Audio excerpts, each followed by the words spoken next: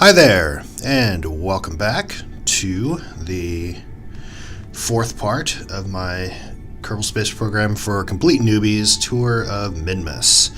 So this last mission we've been flying here with Annie. We built a rocket, launched from Kerbal Space Center, went out to the moon Minmus, orbited, landed, and at the end of the last video you saw me launching to go off to another biome in the hopes of grabbing some more science. So in order to not show you 45 minutes of me taking off and landing, I've cut ahead a little bit. I've landed on 3 additional biomes. So I think we ended up on the Greater Flats, and as you can see here, I'm on a slope. So we were on the Greater Flats or something like that, and I hopped around to the Midlands, the Lowlands, and the Poles. So this ship that we built has enough fuel. You can see we're almost out here on our last 3 stages on our lander, or on the 3 stages on our lander. Has enough fuel to do quite a bit of hopping around, which is pretty useful on Minmus because it doesn't take much to just kind of throw yourself back into space and come back down again and grab some more science in a different biome. In the stock game, so the game we're playing now without any mods, there's no way to tell what biome you're about to land on until you get there and run the science experiment. Next time, I will show you a mod that will kind of help with this, a little bit of a quality of life stuff, by at least showing you what biome you're flying over, so it'll give you an idea if you're landing on something that you have either run a science experiment at before or you haven't.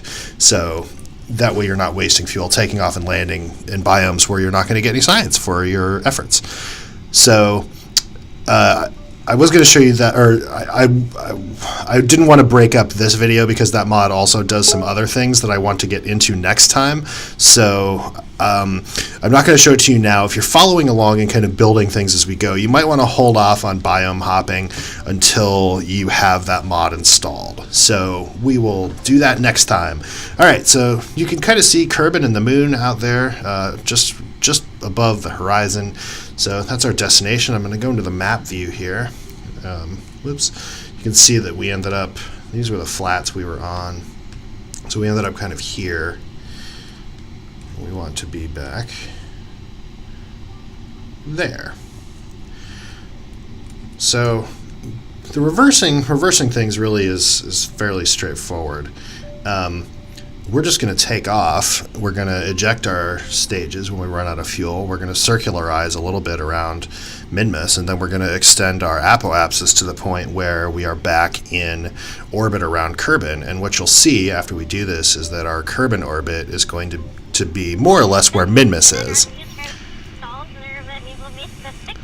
So then all we need to do is trim our periapsis, and we're home. So that is what we're going to do. So we're going to hit Z to throttle up. Go into map modes, be easier to tell. Nice apoapsis of 20,000 meters. Create our circularization maneuver. Now it doesn't, the angle of your orbit doesn't necessarily matter. Well, we definitely don't want to do that. The angle of your orbit doesn't matter too awfully much when you do this. You can see that ours is going to be pretty crazy. We don't even need to go that much.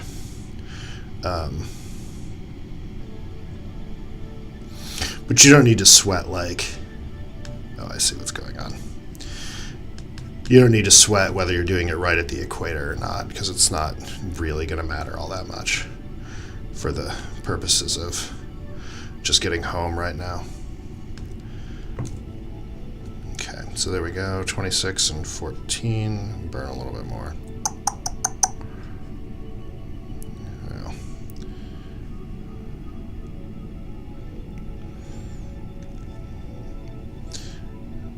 I guess it's using fuel now versus later. That's fine, we can just go with that. Okay, so let's point towards our maneuver node. Still got a teensy bit of fuel left in these outer stages, so we're going to go ahead and use those before discarding them and just getting home as the last stage of our little ship. I'm going to go ahead and hit the period key to warp time forward.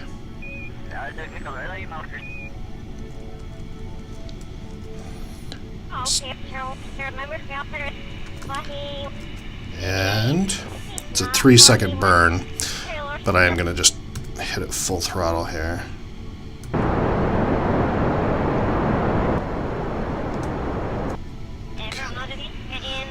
Yeah, so now I'm using shift. Our stage actually burned out. I could hear it there while we were going, so... Alright, kill that there. So we're going to go and... They're actually going to follow us around now. It's pretty funny. Okay. Here we are. Okay, so you can tell that our orbit around Minmus is almost at a 90-degree angle to our orbit around Kerbal.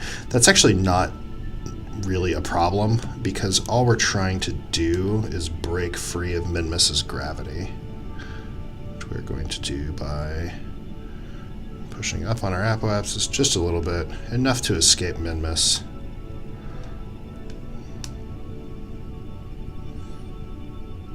I was going to say, that's going to look crazier than it's actually going to turn out to be. So, there we go. So, you can see that once we, even though our orbit related to Minmus is at that sort of, 90 degrees to Kerbal and, at this sort of 45-degree angle, once we break free of Minmus's orbit here by burning 54 meters per second of delta V, we're going to be back at an orbit around Kerbal with an apoapsis of 56 million meters and a periapsis of 46 million meters, which for what we're trying to do is actually pretty good. So let's go ahead, realign towards our maneuver node, get a 5-second burn in 39 minutes. As you can see, our stages are zooming away there. So it's one of the fun parts of orbital mechanics is things kind of shift as you change. Whoopsies. Too fast. No, it's okay. As you change spheres of influence, your orbits are always relative towards the objects you're going around. So if we're no longer orbiting Minmus because we're out of its sphere of influence, we were always orbiting Kerbal at the same time. So once our orbit around Minmus ends, then we just simply pick up wherever that is with our orbit around Kerbal. Which means we can do a maneuver like we're doing now and still get home. Okay, getting closer. Just kind of... Alright, here we go. Going back to map mode. Full burn. Okay, I nailed that one. That's good. Yeah, can't really get much better than that. So we escape Minmus's sphere of influence in 2 days. When you're dealing with small light objects like this, that's a pretty cool picture actually. Your time scales become really expanded because you can see we're going fairly slow, only 215 meters per second, and compared to in relationship to Minmus itself, which is one of the reasons why it's so easy to land on, because you're not going so fast. But that means that maneuvers tend to take a while. There's a moon called Gilly, I think it is, around Eve, and even just landing and taking off there can take hours, so as opposed to minutes, I guess, because its gravity is so slight. Okay, I'm actually going to shift back to our larger map so you guys can see this. Okay, coming up on our escape. 1 day, 2 hours. You can see the orange orbit here, and there we are. So now our new orbit. Okay, so this is going to be pretty really all we're going to do is burn at apoapsis to change our periapsis so that it intersects with Kerbal's atmosphere. apoapsis is 27 days away, so again, it's a good thing that we brought snacks. Got some extra microwavable pizza, some potatoes maybe to eat. We do a little Kerbal farming, so I'm going to speed us way up. Get a little closer, 6 days still, okay. So the reason I'm swinging, notice I haven't made the maneuver node yet, and the reason I'm doing that is I'm getting closer to the apoapsis because it'll actually give us a finer degree of control over where we create the maneuver node, which is useful for this. We have a good deal of fuel left, but it's not a ton of fuel. Let's see, we want to make sure we have enough to make it home, and we want to make sure we have enough to do a little burning once we get there because we are going to be coming in hot. So, creating a retrograde burn to just get our periapsis, down to, okay, so 4 million meters.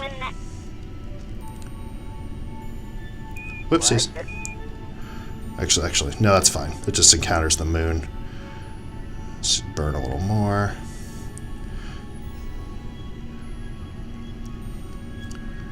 Okay.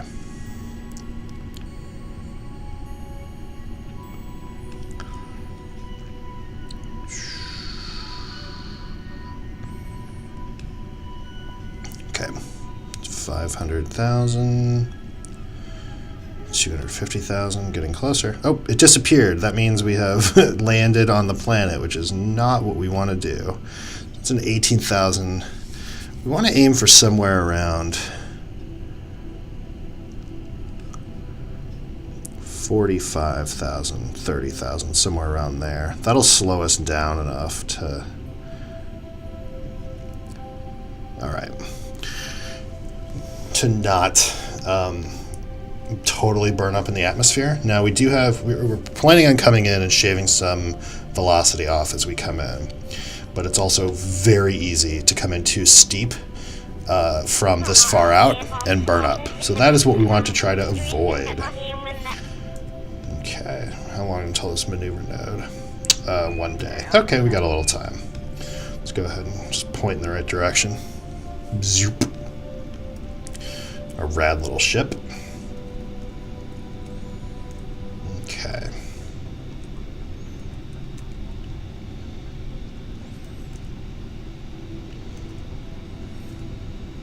Oops. Oh, I passed it by a whole day. That's not great. Well, guess what? We can still burn and make it. So much for fuel efficiency.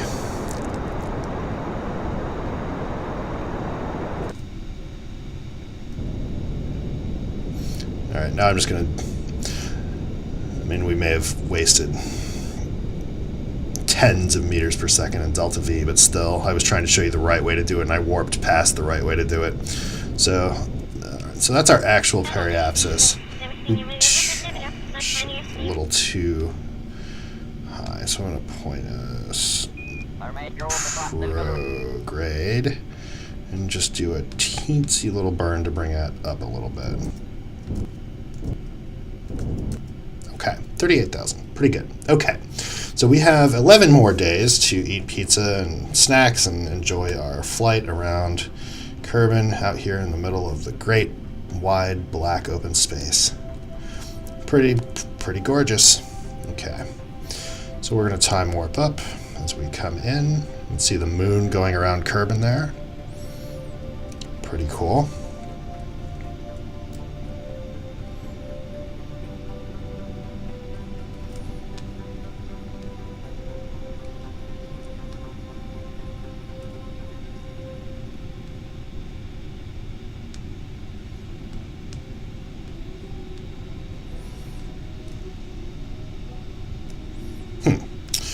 I'm looking at this.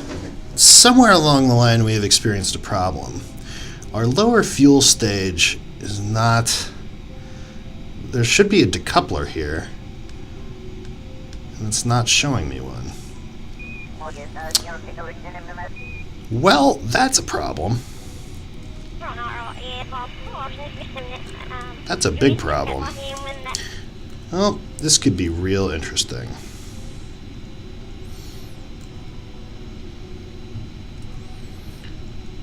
wonder what happened. Of course, I didn't save it before our last video, so I can't go back and look. I wonder if somehow it grafted when I built the ship, so the sides, so the radial decouplers fired, if it somehow messed up the stack decoupler there. That's very strange. Oh well. We are now going to do this the Kerbal way, which is we're going to hope for the best. Okay, so we are coming in. You can see we are already way faster even than when we were coming in last time, and we're still at 400,000 meters up. So this is going to be... Nope, we want to point retrograde. Thank you very much. Alright, so the new name of the game is going to be, can we make it to the surface in the landing landing capsule with our science intact and our crew alive, which means some parts of the ship may be blowing up. It's hard to tell. Don't know what's going to happen, but we're about to find out. Okay, here we go. At the very least, I can tell you that bottom stage is not going to survive impact because those parachutes are not going to be strong enough. Yeah, this is going to be fun. Alright, well, we'll see how it goes. And I will promise I will look up this design flaw if I even decide to keep this video. If I can figure out what I did wrong. You may not even ever see this. We'll see. I'd love to show you how to deal with problems, though, rather than just turn your computer off and come back from them, because half the fun of Kerbal Space Program is going, oh shit, I forgot, oh, excuse me, oh crap, I forgot X,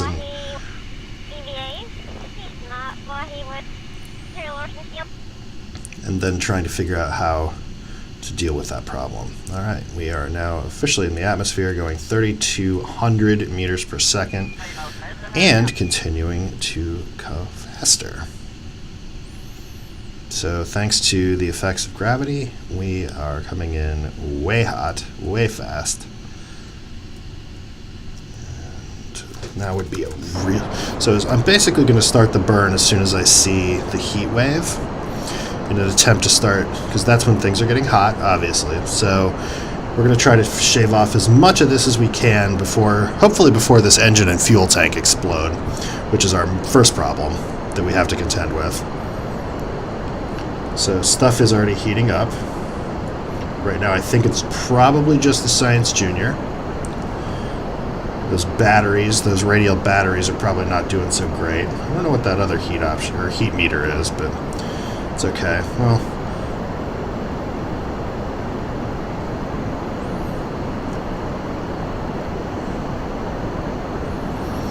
alright, so far so good. Nothing's gone explodey. That's a pretty good sign. Just gotta switch over to map view just to kind of see how. Great. Okay, well, we're definitely landing. It's one way or another.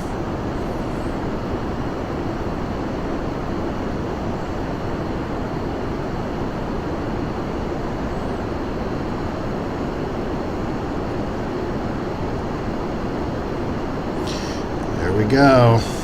We are almost out of fuel, which means we're going to stop slowing down, which is good. We're right about the correct thickness for that. Thickness of the atmosphere, mind you. So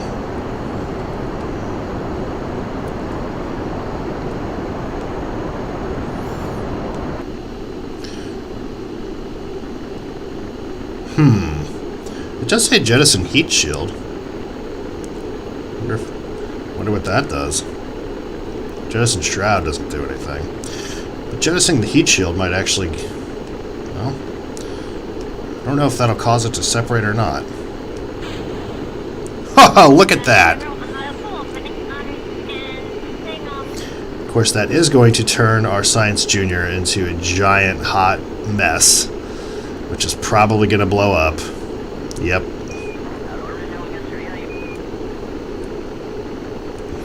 Oh no, the heat shield's still on there. Not anymore.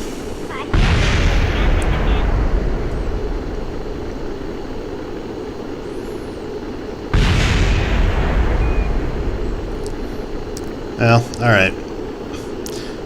Yeah, Annie's a little worried. I guess I did say the object of this mission was to try to get to the ground with all of our science intact and our Kerbals alive, so far we've managed that. And this heat shield is actually, believe it or not, protecting the ship. So I wouldn't recommend this particular course of action at home, but it does seem to be working. I'm going to speed us up a little bit here till we get into even thicker atmosphere where we're going to start slowing down more. Yeah, hey, you know what? I think we're actually going to do it. I can't believe it. Huh. How about that? Sometimes it all works out.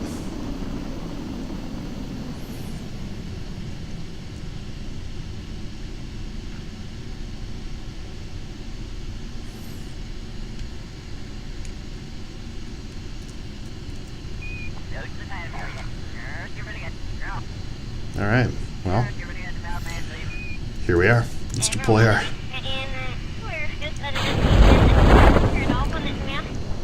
parachutes and come on down.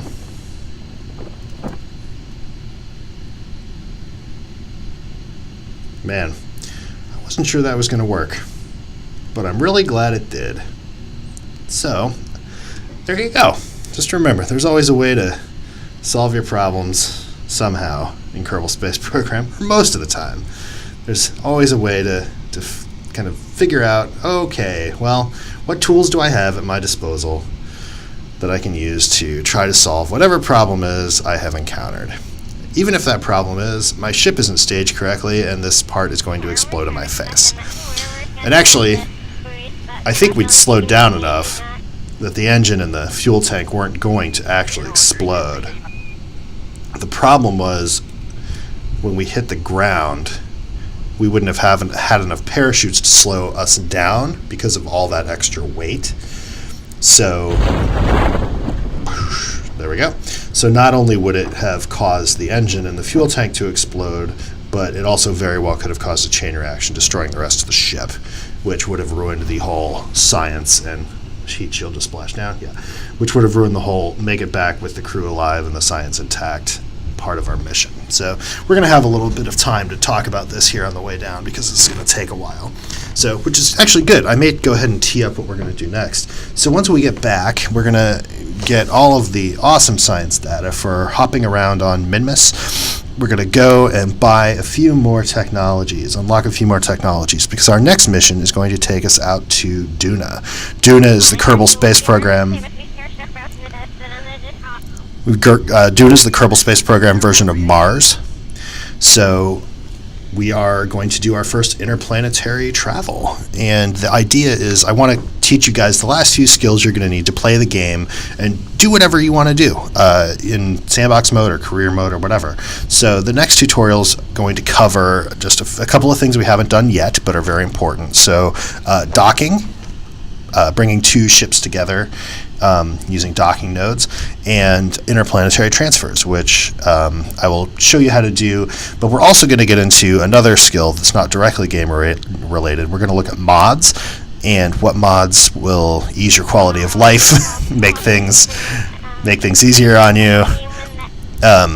Ways you can make it look pretty, kind of like I've got it running here now.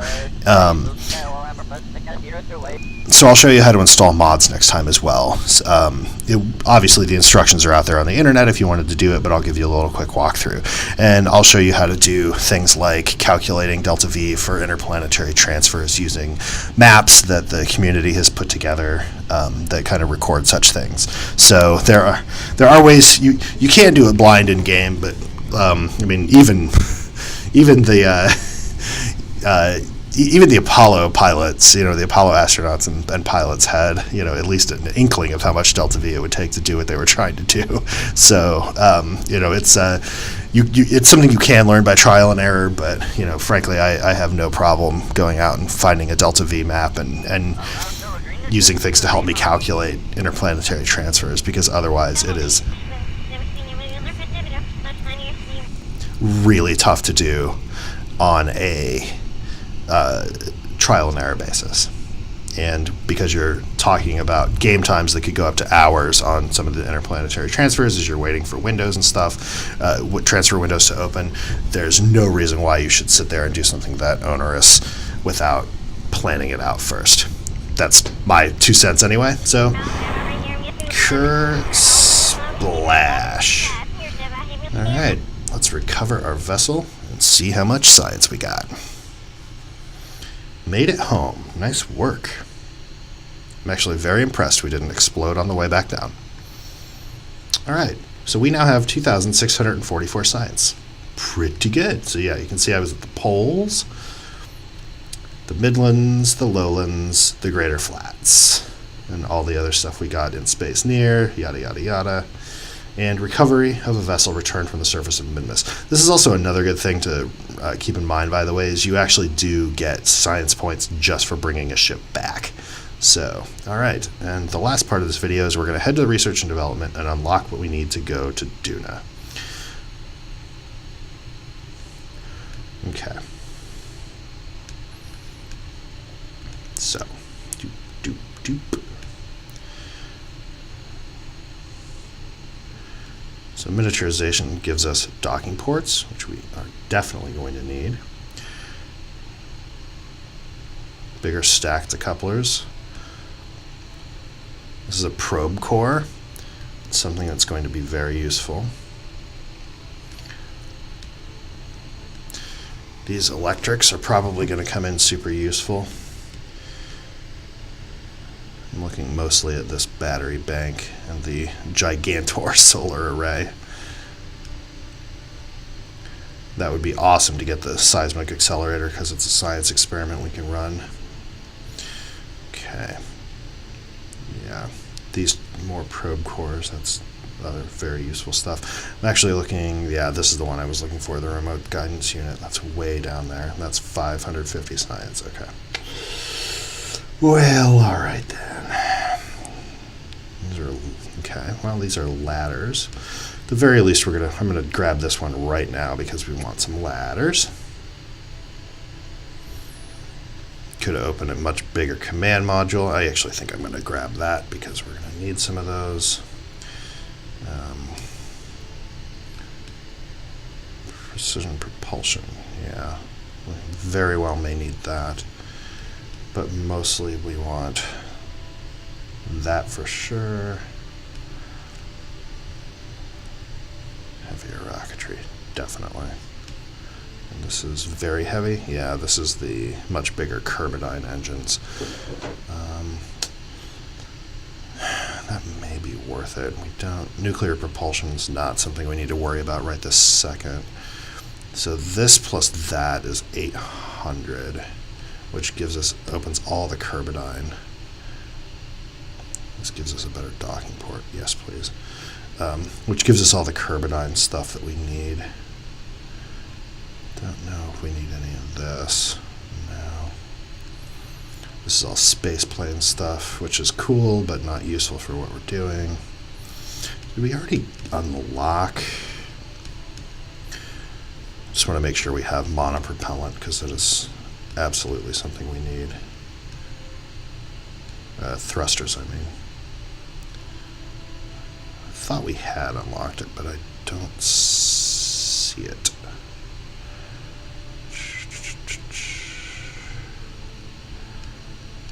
I wish there was a way to just search through and find something.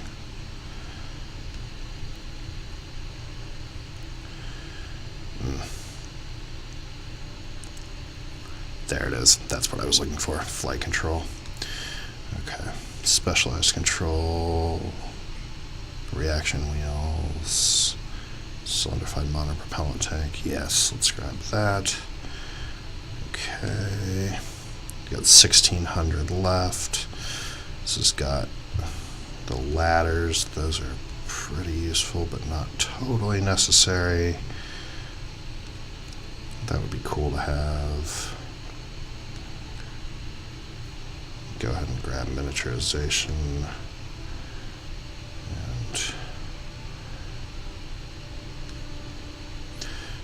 the electrics. Don't think we need not actuators. Okay, 1,400 left. All right, I'm going to go ahead and grab that for the science. There's another science experiment here in scanning tech.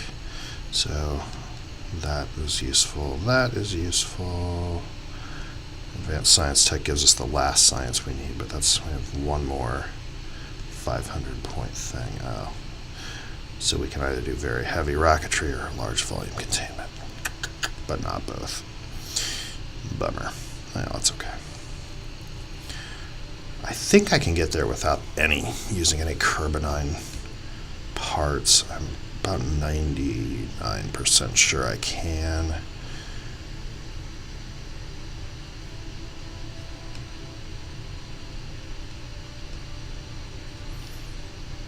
So I'm going to go ahead and do that, and I don't know if I need any of those.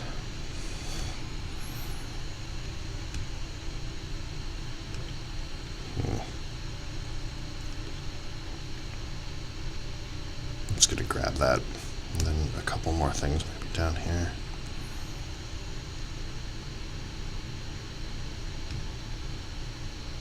This is 300, right? Yeah. Okay. I know this is probably like the most exciting thing ever. Bigger landing struts. That's a possibly useful thing, but I think we're going to be okay like this. All right, there we are. Time to go. Aerodynamics. Just thinking of seeing if any of this is useful. Actually, I may just grab this just for the extra fins. So, all right, there we go. So next time we're going to build a ship that's going to take us to Duna. Thanks for watching. I hope you enjoyed that harrowing little adventure, and I will see you next time.